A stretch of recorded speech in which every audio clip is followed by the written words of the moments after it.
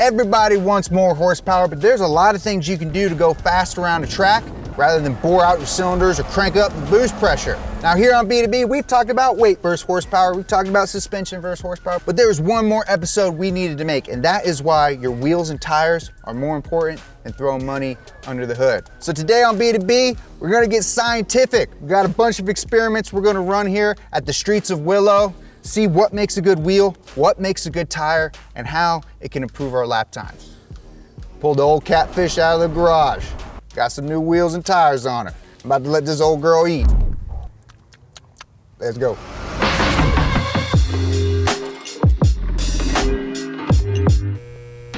Inside your car, there's a creep unlike anything you've ever heard before. But be warned, it can be quite temperamental. Always run an intercooler. Do not use low-octane dyno juice. And the most important thing, beware the creep that lurks within the boost. Donut Media presents the new hair-raising Boost Creep shirt, available right now at donutmedia.com for just $29.98. Really, that cheap, huh? That's so much cheaper than $30. If you ever looked at the sidewall of a tire, you probably noticed a lot of numbers and letters in various positions. Or you looked at it and then went on with your life because you didn't care. But you should care because they mean something. But what do they mean? Well, let's start decoding. Reverse matrix, here we go. Tap in. The size of your tires are indicated by 3 numbers. The first is the tire width, and that is in millimeters. The second is the sidewall height, and this is based on a ratio of the sidewall to the width of the tire. So if that number is 35, for example, 35% of the width of the tire is the height of the sidewall. The third number is the diameter of the wheel that the tire fits, and that is in inches. Just to make stuff more complicated, I guess. Or because wheel sizes are also given in inches. You got your 18s, your 19s, your 20s, your 22s, your 27s, your 30s. Big rolling on dirties. So on my catfish from the factory, it uses a 275/40R17 tire. Quick little bit of math animation thanks to our editor, and we have a 10.82-inch wide tire with a 4.33-inch sidewall for a total wheel height of 25.66 inches. And that mounts up to the stock 17 by 9-inch wheel. If you're curious what the R means in that, well, it's actually pretty interesting. The R stands for radial, and that signifies the tire's internal construction. If it was a B, that would stand for bias. If it was a D, that would indicate diagonal bias. And now the internal construction of a tire is pretty important, and it helps reinforce and strengthen that tire. The inside of the tire is made up of plies of cord. Plies, just a fancy word for layers. And this network of cords is called the tire's carcass, and is made of materials like steel, polyester, and other types of materials that get reinforced with rubber. How this network of cords is designed is what determines if it's an R, B, or a D. A bias ply tire is made up of layers of rubber-coated crisscross plies of fabric, which are typically nylon, and they're placed around angles from 30 to 45 degrees. The tire is constructed to form a single working unit. The sidewall of the tire is interdependent of the tread. It means they're friggin' dependent on each other. A radial tire, on the other hand, is constructed in 2 parts. The casing has one layer of rubber-coated steel cables that go from one B to the other, 90 degrees from the direction of travel, perpendicular to the tread face. Then several rubber-coated steel plies make up steel belts that are placed under the tread to stabilize the crown. And this type of construction helps reduce rolling friction, which improves your fuel economy, but more importantly, it improves your traction. Not so much with a bias ply tire. Because it's constructed as a single unit, when the sidewall deflects, the tread squeezes in and distorts, causing the tread to actually lift, reducing traction. The more you know. The construction of the radial tires allow the sidewall and the tread area to work independently of each other, which allows for the tread to make better contact with the road surface and have a more uniform distributed contact patch. The alphanumeric code after the size tells us Two things: how much weight the tire can carry, the load index, and how fast you can safely go on them, the speed rating. In our example, those tires have a 98, which means it has a maximum load rating of 750 kgs. The letter W denotes the maximum speed rating, which translates to 168 miles per. So these are the main things that any car owner should be able to find about their tire if they need to get it replaced. But for anyone looking for a grippier tire, there's another number that you need to know: treadwear number. The UTQG rating system is designed to indicate a tire's coefficient of static friction, but the highest rating, in AA, indicates that it's capable of about 0.54 G. The problem is that load rating changes when you put on even just a high performance Michelin 4S, and then it gets, that coefficient of friction changes to 1, and then if it's below a 200 treadwear, it's going to go to like 1.1, 1.2. And slicks and stuff are 1.5, 1.8. It doesn't go up by a percentage, it goes up exponentially. We actually have load rating stickers on our wheels that will tell you for tires at this tread wear rating is this rating, and in a slick it's going to be this rating. This rating system is designed for road use though. So us track rats, we have to rely on the treadwear number. The treadwear number is an estimation of the amount of wear a tire might have. 100 is the baseline, but for most road cars, they run a 400 or 500 treadwear tire. It's not very grippy, but its resistance to abrasion means you can put more miles on it. That's great for your mom's minivan. She's getting a ton of miles put on that sucker. Soccer practice, home, soccer practice, home, soccer practice, home, my house, home. Now for most track applications, people use a 200 treadwear tire or lower. The lower the number, the more rubber the tire is losing as it goes around the track, but the more grip it is generating. But here's the thing. The biggest problem with treadwear rating though, it's not actually a measurement of anything. What? It's an estimation based on testing by a company that is trying to get you to buy it. The treadwear rating numbers mean nothing in terms of the actual rubber compound. It's a great indicator, but by no means a hard fact. And we're not even going to talk about compounds of tires because that is a whole nother dark art and actually a secret art. We tried to talk to Falken about tire compounds and they're closely guarded secret. It's what makes a tire a tire. It's like going to McDonald's and be like, hey man, give me the recipe for that yummy chicky nug. And they're like, dude, we're not giving you the chicky nug recipe. And you're like, but I want it. And they're like, dude, this is how we make our money, man. Get the out of here. Do you want me to go get Ronald McDonald, Grimace? You want me to go get Hamburglar out the back? At least come up here and start smashing you if you don't leave me. And you're like, I just want the chicky nug recipe because I want to just be able to make chicky nugs at home. And they're like, bring out Grimace. And Grimace comes out and he just starts smashing you. But tires are only one part of the equation. The wheels you mount them on, they make a huge difference. Like tires, not all wheels are created equal. Once you've picked out the right size though, the biggest difference comes in strength and weight. Wheel weight is one of the most important places to look when counting pounds in your car. Not only does a 1 pound lighter wheel mean 4 pounds lighter in total, but the rotation of the wheel compounds the effect of that weight, all because of a little law of physics called conservation of angular momentum. Let's say this is the wheel of your car. Now if I spin it, it rotates freely, pushing you down the road. But the faster it spins, the less it wants to change direction, and I can prove that by cutting this string. The wheel is spinning so fast, the force of gravity is not enough to overcome its angular momentum. Now imagine how much force you need to change the direction of a heavy steel wheel at 80 miles per. A lighter wheel can make a car more nimble in the corners because it has a better ability to change direction. It would also mean that your drivetrain uses less power to turn them, and more power can make it to the road. A Forgeline sent me a set of wheels for my Camaro, and even though they're a bit wider and taller, and I'm running a bigger tire with them, they're still lighter than my old stock wheels. Which means if I would put the Catfish on the dyno, I would get more horsepower. Jer Bear, are you saying that you can get more horsepower by just having a lighter wheel and tire setup? I don't have to touch the engine and I can get more horsepower? Yeah, that's right. It's called physics. But there's a lot more setting up your wheels and tires than just picking the right specs. Even a car with the same driver, same wheels and tires, and just a different setup can have an effect on performance. Tire pressures are a big factor when it comes to grip levels. On track, you want the tires to make as much contact with the road as possible while still holding its shape. You know, running your tires at a lower pressure ultimately increases the contact patch for more grip. However, going too low can have a negative effect on performance, as you can experience excessive sidewall rollover and potential tire failures. For track day drivers, they'll run their tires at lower pressures than they would on the road. This flattens out the bottom of the tire for maximum grip. But if you go too low, it can cause more movement in the sidewall, which generates friction, which brings me to my next big factor, which is heat. Heating it up. Every tire has an optimum operating temperature. 200 treadwear, 100 treadwear, and race slicks are designed to work best at a temperature consistent with the abuse of going around the track. And then based on the temperatures, then you can kind of dictate where your pressures need to be, whether up in pressure or down in pressure. So typically, you just want to be always at a safe threshold. You don't want to be too low in pressure, because then that's when you start to have issues with failure.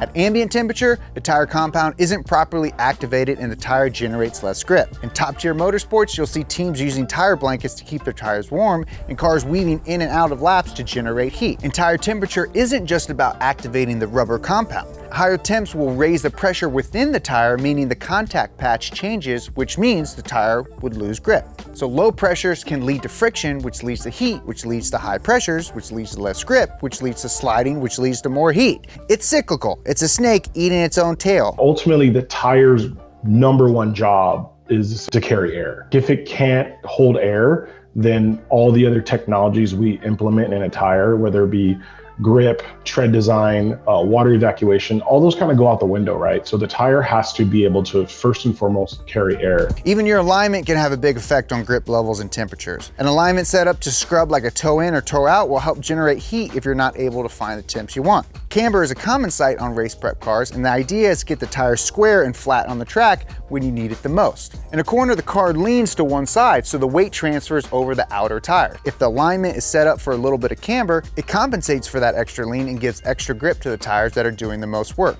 Last episode we did with the Catfish, we talked all about this. We did a whole suspension setup. Click right here if you want to know more. Even though a tire may be very grippy in theory, the setup can make all the difference. But if the setup is that important on the tire, well, what about the wheel? Well, wheel setup starts before you get to the track, before you mount them on your car, and even before you buy them. There are a bunch of things that manufacturers can do that may not show up on a spec sheet. Well, yeah, the forging process is quite complex, but the way we make wheels is we're taking that forging, like a cast wheel, you're gonna pour it in a mold, and they'll pour hundreds of molds at the same time and pull the wheels out when they're done. But we're machining each one of those blocks of aluminum into a specific design, where when you forge it, you're actually forcing all those molecules all to line up in a nice pattern so they can get super dense and you have a nice grain structure, which makes it significantly stronger and better fatigue life.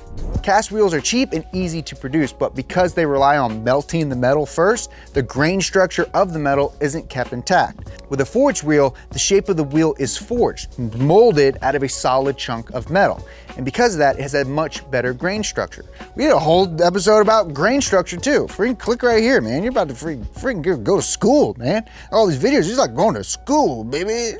The product starts out in the basic shape of a wheel, but they are quite heavy. They're about 110 pounds.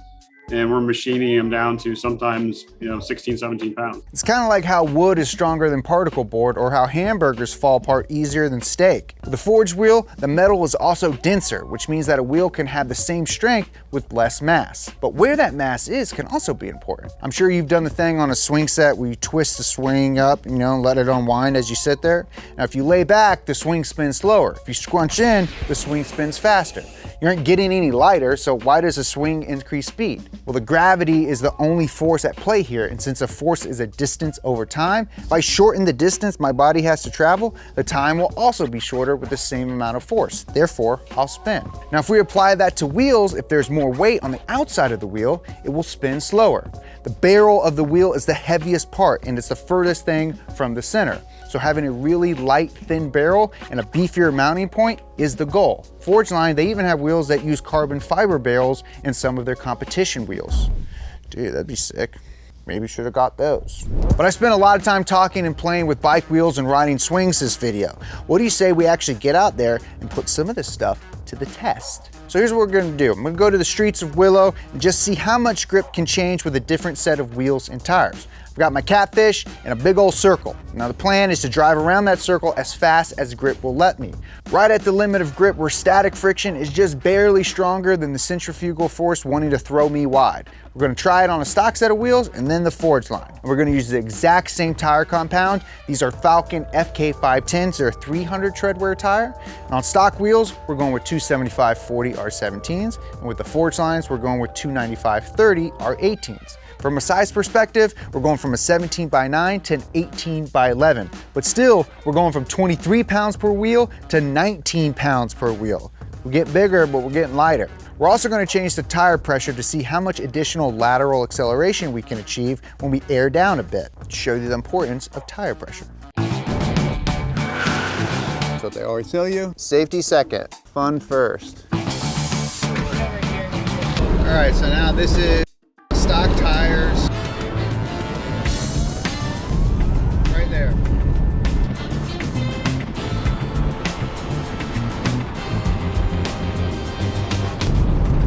Right there.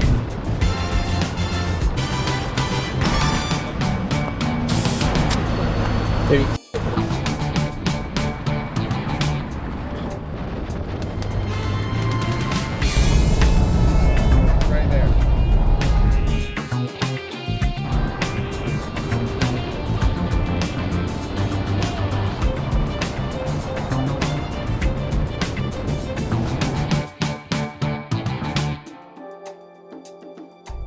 This is 300 treadwear, 18-inch rims, 32 PSI.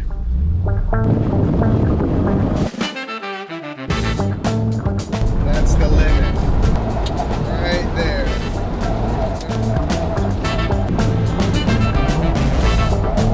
Right there. Same tires, 25 PSI.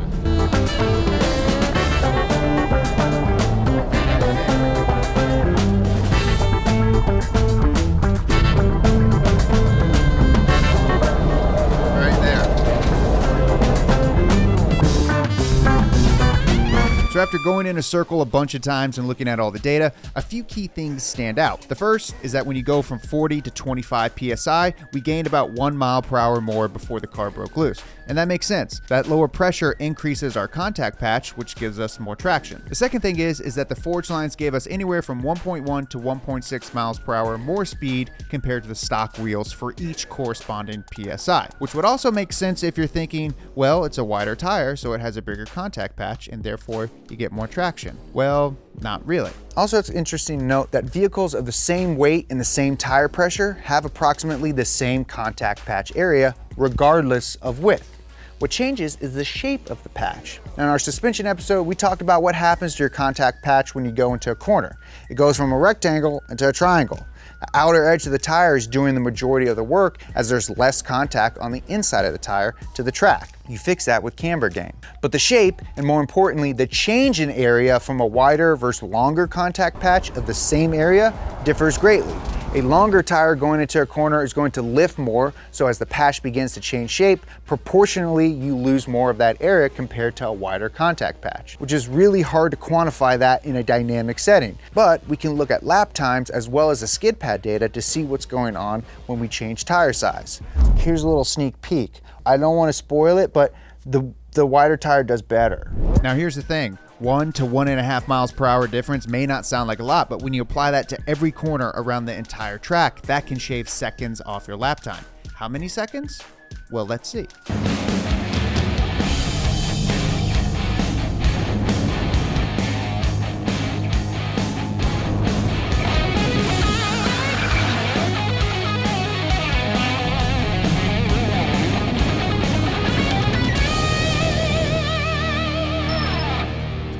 Okay, so we've laid down a couple laps on our stock wheels with 300 treadwear tire. Now, we've got the old Forgelines, 18x11, same tire compound, bigger size. We're gonna go see if I can put down some faster laps with a bigger tire, and then explain why I can do that. Entertainment plus learning. Welcome to Donut. Hey, Jerry. Yeah. No pressure, but just remember, we installed these parts, and we are not professionals. You're beautiful. I have all faith in us.